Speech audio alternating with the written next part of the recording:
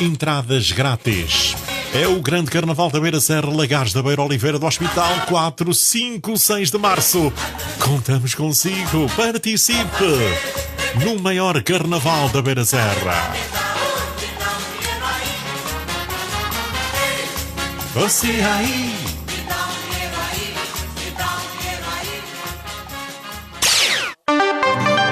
Os costumes, as tradições, as histórias de um povo e de uma região. Boa Nova, de Oliveira do Hospital para todo o mundo. Ouça-nos também em radioboanova.pt.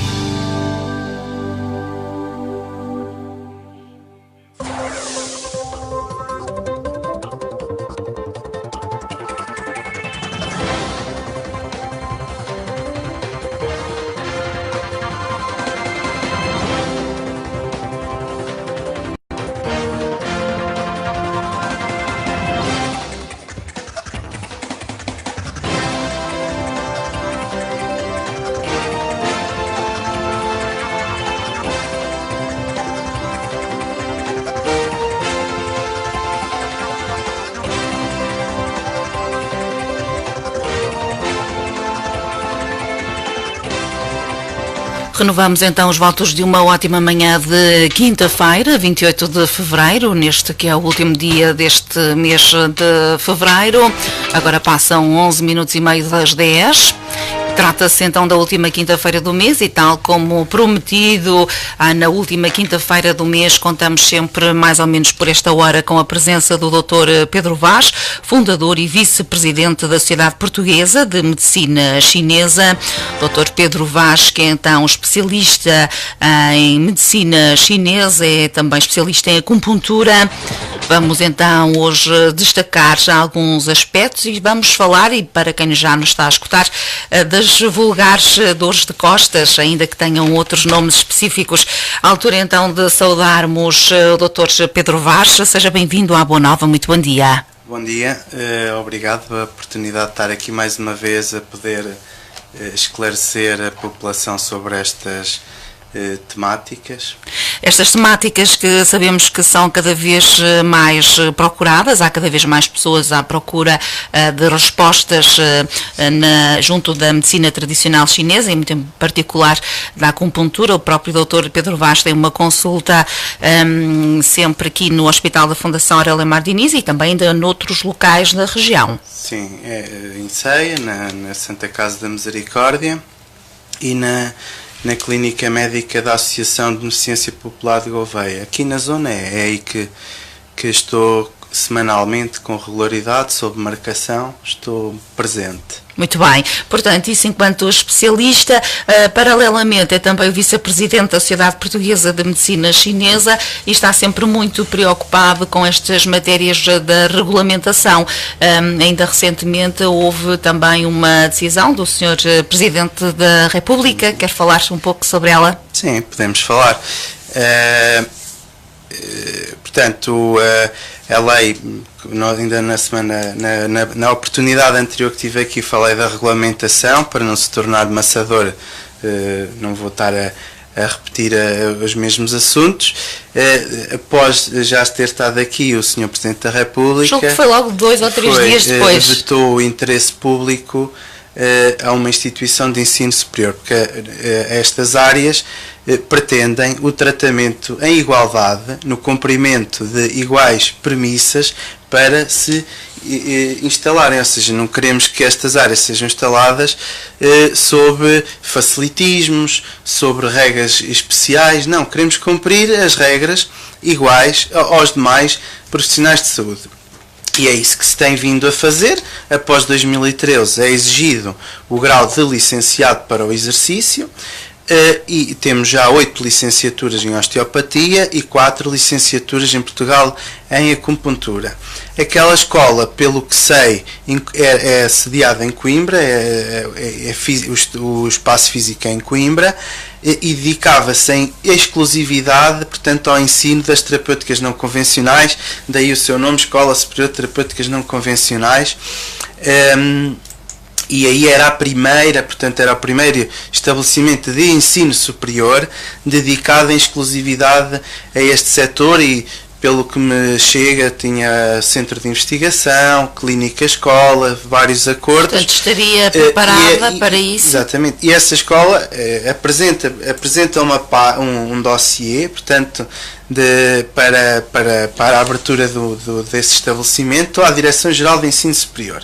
Passa por um rigoroso crivo de técnicos, de especialistas que analisam e viabilizam ou inviabilizam o projeto e na sequência disso vai para validando a instituição, vai para a validação das licenciaturas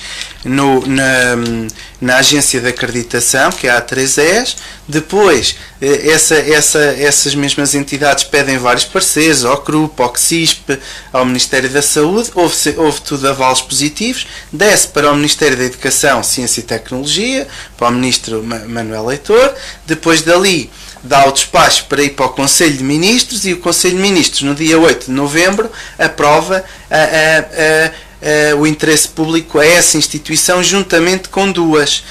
Essas outras duas, o Sr. Presidente da República aprova, portanto, promulga o diploma a 27 de dezembro, e por espanto nosso,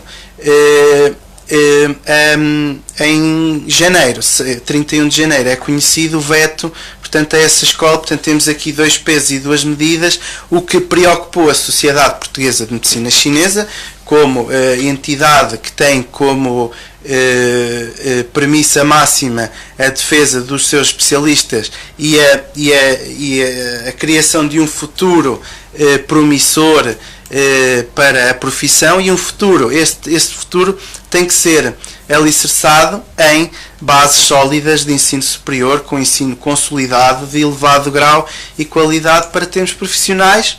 Portanto, a sociedade, que é vice-presidente, viu com maus olhos esta decisão do Sr. Presidente da República. Sim, porque a argumentação, o veto logo por si, acho que exorta completamente as funções que são esperadas. Pensamos que possivelmente foi mal informado, ouviu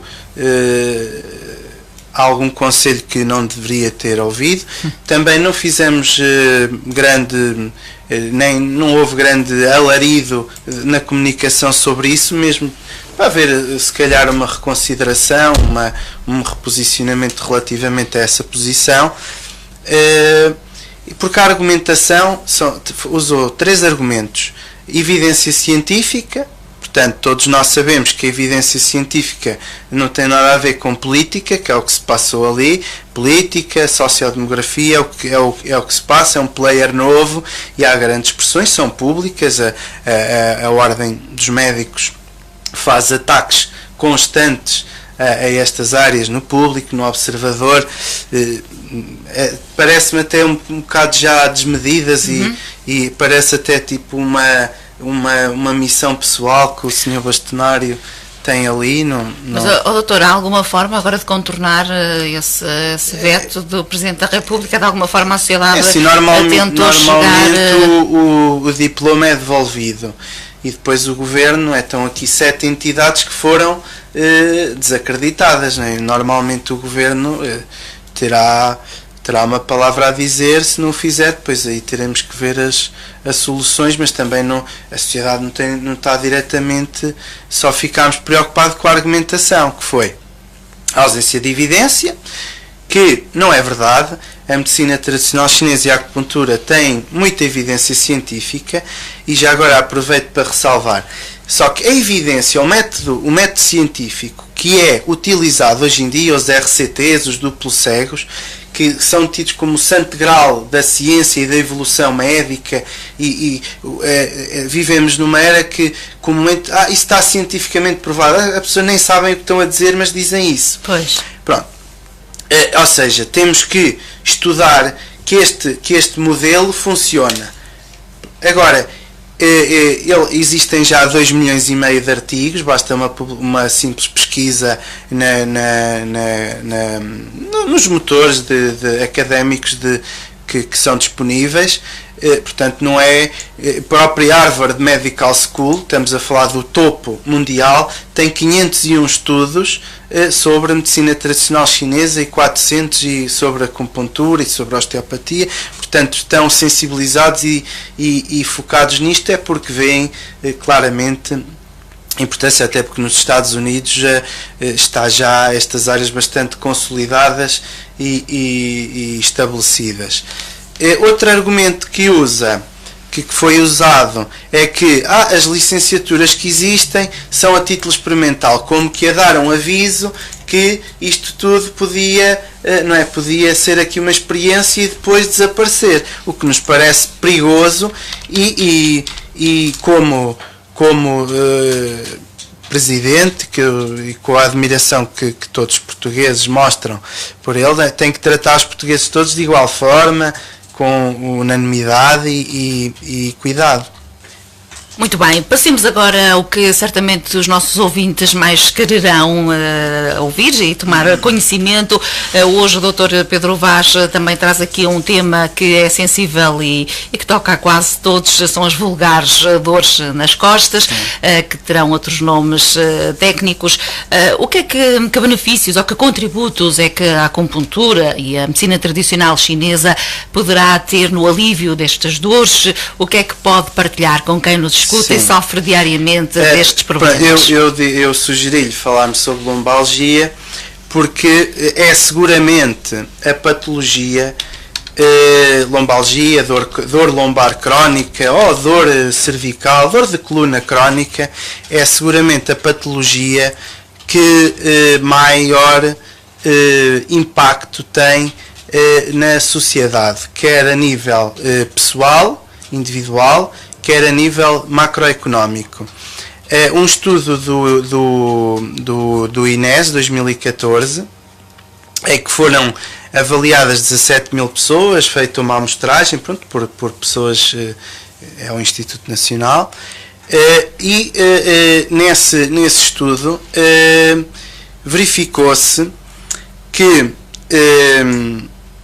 cerca de 37% da população sofre, acima da população acima dos 25 anos, sofre de lombalgia. Portanto, que é a dor crónica sim, da coluna. E os critérios desta análise foi, portanto, a autorredação, ou seja, é um questionário e a pessoa diz que, a pergunta é, no ano anterior sofreu de dores nas costas, lombalgia, cervicalgia, dorsalgia, sim, não, quantas vezes, e depois fazer ali um registro sobre isso. Portanto, é uma patologia de elevada prevalência que é responsável por elevado absentismo, por faltas ao trabalho, por limitações, por perda de qualidade de vida, por o consumo de enormes recursos ao Sistema Nacional de Saúde e aos sistemas paralelos no recurso a consultas, a exames. Portanto, é uma doença que deve estar no foco do que é pensar saúde, pensar economia em saúde e pensar em qualidade de vida e no melhoramento das condições na melhoria das condições de saúde dos portugueses. Portanto, e diante destes problemas de saúde, muitas das vezes as pessoas veem-se tentadas à toma, se calhar exagerada, de anti-inflamatórios, portanto, ou outros medicamentos para aliviar a dor e poderem, de alguma forma, prosseguir com algum conforto Exatamente. No seu dia-a-dia. É possível, através da acupuntura e das técnicas que são aplicadas pela medicina tradicional chinesa, minimizar esta dor ou levar mesmo a que ela possa desaparecer? O que é que poderemos... Focando na lombalgia. Portanto, a lombalgia ou é aguda ou é crónica. Portanto, uma lombalgia aguda é uma lombalgia que tem uma duração igual ou inferior a 3 meses. E a lombalgia crónica igual ou superior a 3 meses. Normalmente na primeira, que é a mais comum, felizmente, e cada vez se nota pessoas mais jovens a ter este tipo de problemas, e depois já vou passar às soluções que nós também temos a apresentar. Estão mais envolvidos a parte muscular, tendinosa, ligamentar, às vezes já há um comprometimento do disco. Pronto, na crónica já temos o componente osteoarticular, a componente, já temos síndrome de compressão. Depois é preciso fazer também um diagnóstico diferencial e saber o que é que está a provocar, que podemos ou não fazer. A medicina chinesa e a acupuntura em si são extremamente eficazes no tratamento da lombalgia. Penso que isso é das coisas que já é do conhecimento geral, até porque representa uma grande percentagem da nossa atividade diária. É muito eficaz porque consegue fazer um diagnóstico diferencial muito com grande acurácia, com grande definição, e isso faz com que, sem grandes instrumentos, sem precisarmos de grande instrumento, portanto, tem uma dor nas costas e recorre a mim. Então, tem dor nas costas? Tenho, há 4 dias, não consigo virar para a frente nem para trás. Pronto, eu faço uma anamnese, faço um exame físico, ver se não há ali nada que pareça mais grave, e tratamos. Pronto, normalmente os efeitos são imediatos, poderá não estar a dor a zero, mas nota-se uma melhoria imediata, e depois, nesses casos, a pessoa ou dou o meu contacto, ou ligo, ou lhe diga como é que está, como é que se sentiu. Portanto, se houver uma melhoria de 50%, é porque aquela patologia não tinha autoria, não tinha por trás nada grave, nenhum tumor, nenhuma doença metabólica, nenhuma doença reumatismal, nenhuma coisa desse género. Se a dor for persistente, não é? Tratamos 2, 3, 4, 5, 6, 7, 8, 9 vezes.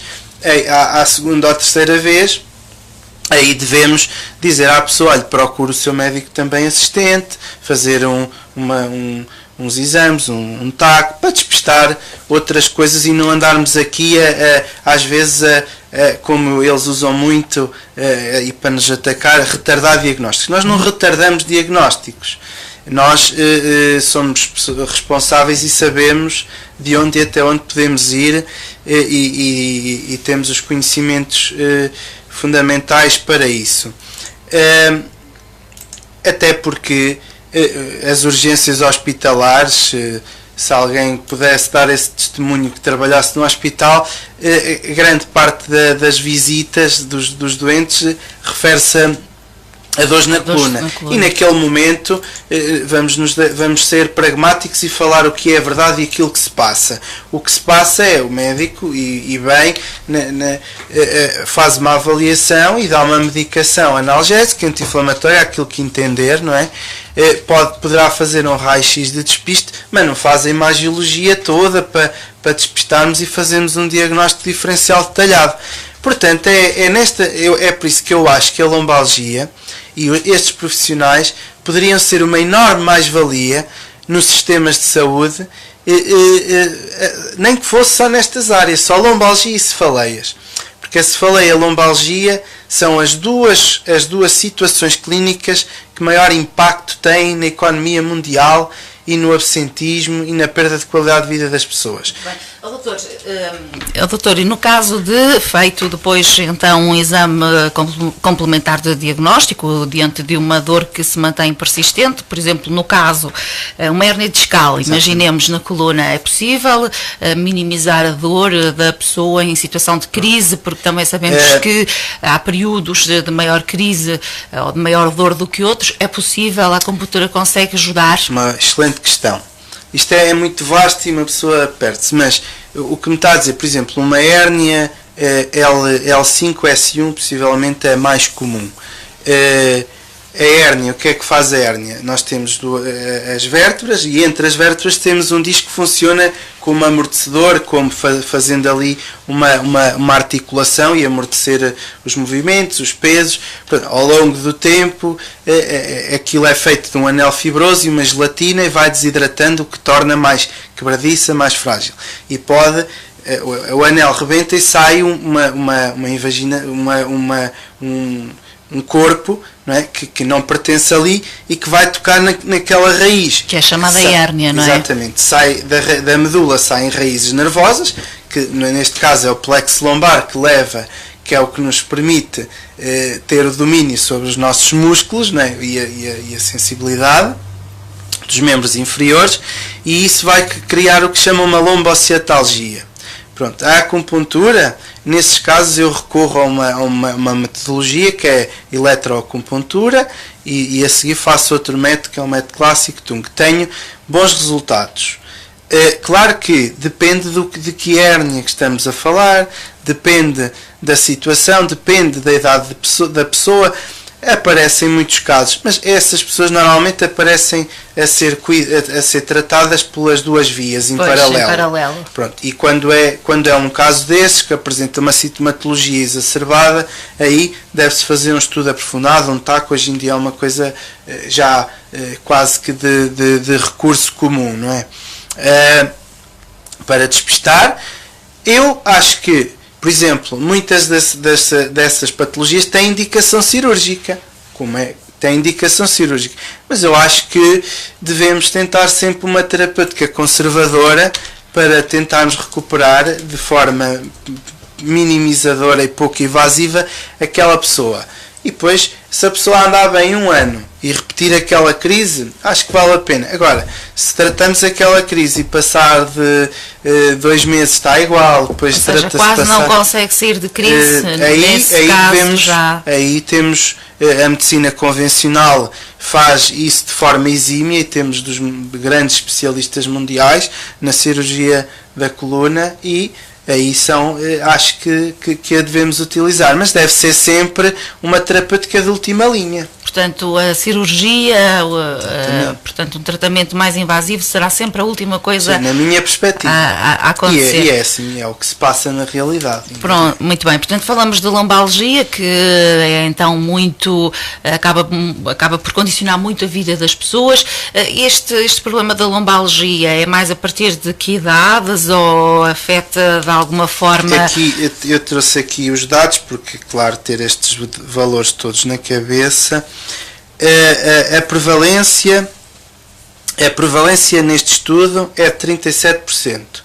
Contudo, a prevalência aumenta com a idade, atingindo 60% no grupo etário dos 85 anos. Ele a meio, na casa dos 60, está entre os 37 e os 60. Ou seja, é muito impactante. Isto é quase como dizer que todos os portugueses têm pelo menos uma crise de dor de coluna acima dos 25 anos por ano. E há alguns que vivem, portanto, em 10 dias, né, 6 têm dor. E eu sei por mim que é muito incapacitante quando de facto uma situação de toda a crise, gente já teve uma dor de costas, por isso é que é um tema que é transversal a todos. Que é importante tratar. Portanto, hoje falamos de lombalgia, não sei se haverá mais alguma curiosidade a partilhar. Aqui neste estudo, a prevalência varia de acordo com a região e é mais prevalente nas regiões mais isoladas, onde os acessos aos cuidados são mais deficitários, sendo a região centro, que é a nossa, atinge uma prevalência não de 37%, mas de 42%, ou seja, 5% a mais. E essa prevalência diminui, ou seja, o acontecimento da lombalgia diminui na medida que aumenta a atividade física da pessoa e o menor IMC, que é o índice de massa corporal, de 25 kg por metro quadrado, abaixo disso.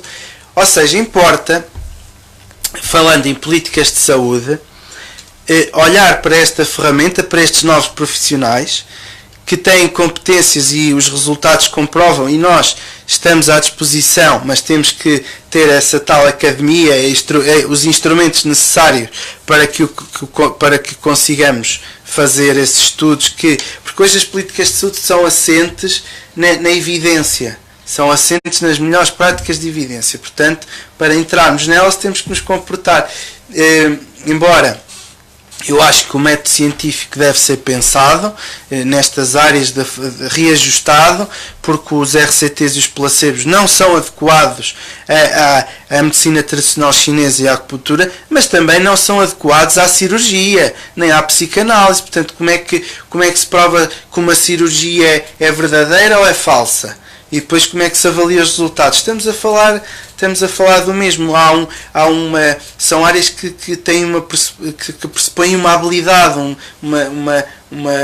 é mais importante costumo dizer, é mais importante quem está por trás da agulha do que a agulha. Pois. E, portanto é difícil estudar, mas não me perdendo. Se estas práticas se melhorássemos 10% da população afetada em Portugal, estamos a falar em números e estamos a ser pouco ambiciosos, 10%, isso representaria uma retoma para a economia nacional de 460 milhões. Estamos a falar de uma prática de um profissional treinado, qualificado, consegue facilmente ver largas dezenas de pessoas num ambiente, num hospital preparado, numa clínica preparada, consegue ver largas dezenas de pessoas com uma instrumentação que custa muito pouco. Muito pouco. Portanto, são vários os benefícios em várias áreas. E diminuir o absentismo e melhorar a qualidade de vida e a longevidade e tudo isso. E a incidência da lombalgia também será muito maior nas pessoas que têm atividades que exigem maior esforço físico, certamente. Pode deixar algumas recomendações, por vezes, de como fazermos uso do nosso corpo, aquelas técnicas do baixar, do levantar, devemos ter as posturas corretas, também para quem está diariamente sentado numa secretária com computador, há dicas, não é? Também sim. Eu acho que eu ia chegar aí. Portanto, nós devemos perceber este estudo e esta conversa é para perceber as características sociodemográficas e depois perceber o nível o tipo de hábitos de exercício físico e os hábitos de vida e também a massa corporal e os índices de massa corporal. Cada vez mais, isso é de conhecimento comum, as dores nas costas começam cada vez mais cedo.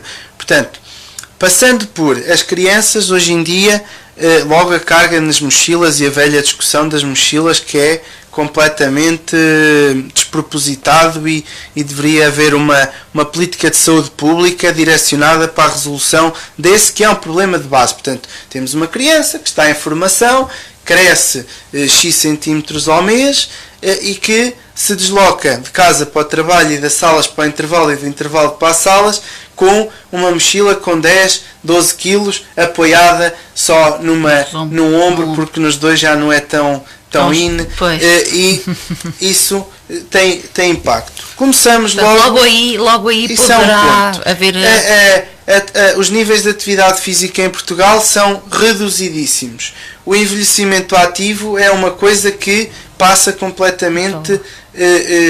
deveria ser obrigatório nas instituições de séniores e as próprias câmaras municipais. Não estou aqui a atacar ninguém. Claro. Só estou a dar sugestões pela positiva. Criarem mecanismos de como que educar as pessoas para estas práticas. Eu falo de mim, estou todo dia dobrado, não é? Depois nas secretárias e depois nos quilómetros de carro, por vezes tenho as costas. Se fizer exercício, às vezes bastam uns alongamentos na porta, alongar a coluna, quando estou muito tempo sentado, levantar, alongar, fazer uns agachamentos.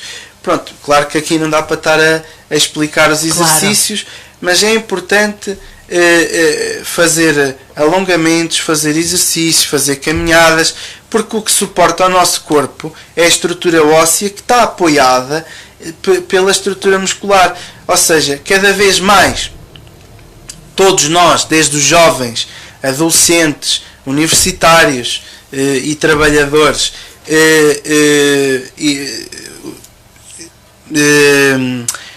não dedicamos o tempo devido à atividade física, aos cuidados com a postura, com a próprio setor empresarial, não há importância, não há atenção devida com a ergonomia, claro. Portanto é tudo por isso é que a lombalgia é um tema interessantíssimo, porque é transversal a todos. Portanto, consigo perceber que também é preciso uma tomada de consciência das próprias pessoas, no sentido de evitarem este problema, então de terem por hábito fazer esse tipo de exercícios. Sim. Portanto, é uma tomada de consciência de que têm que se auto-prevenir para que não sejam acometidos deste tipo de doenças que são muito incapacitantes. Sabemos bem estes problemas das dores de costas. Dr. Pedro Vaz, cumprimos então a nossa missão neste dia. No próximo programa, que vai ser na última quinta-feira também do mês, outro tema, não é? Não sei se já terá pensado no que poderá trazer. Sugerir. Mas não sei. Mas eu foquei mais na parte, perceber o problema como um todo, do que explicar como é que nós vemos e tratamos a lombalgia. Também seria interessante, mas o tempo e já agora sugeria-lhe, porque julgo que até são temas da moda, que não é bem o termo da moda, mas as ansiedades, as depressões, sim. Talvez possamos abordar essa muito temática num próximo programa, porque julgo que vai tocar a muita gente, com porque certeza. A ansiedade hoje sim, em dia até aqui em 10 pessoas, 8 eram lombalgias, cervicalgias, cervicobraquialgias, ciáticas e tendinites que apareciam, que me procuravam, porque é realmente muito eficaz na resolução disso de forma rápida, sem aquele período de espera até virem isto e nós atuamos logo no momento. Atualmente tem a grande percentagem de ansiedade, depois como é uma patologia, é um estado clínico que não é bem palpável na paraclínica e na imagiologia, nem nos exames clínicos, é assim um bocado mais complicada de abordar e que envolve com toda o dia-a-dia da pessoa. Mas que a acupuntura consegue dar uma resposta muito positiva. Hoje em dia tenho uma grande parte da minha atividade, se calhar 50% é irritabilidade, stress, então vamos falar sobre isso. Ansiedade. Pode ser? No próximo programa fica já aqui então este desafio. Dr. Pedro Vaz, muito obrigada. Obrigado. Sei que tem utentes à sua espera, as consultas chamam por si. Até a próxima quinta-feira, última do mês de março. Muito obrigada pela sua presença. Foi então aqui mais este programa com o Dr. Pedro Vaz, especialista em acupuntura, especialista em medicina tradicional chinesa. Este é um espaço que vai ter então sempre regularidade mensal aqui na Rádio Boa Nova. Porque um seguro é muito importante no dia-a-dia da nossa vida. As melhores soluções consigo e para si. JL Tavares, mediadores de seguros, na Rua Dr. João Almeida Santos, em Oliveira do Hospital. O seu parceiro de confiança.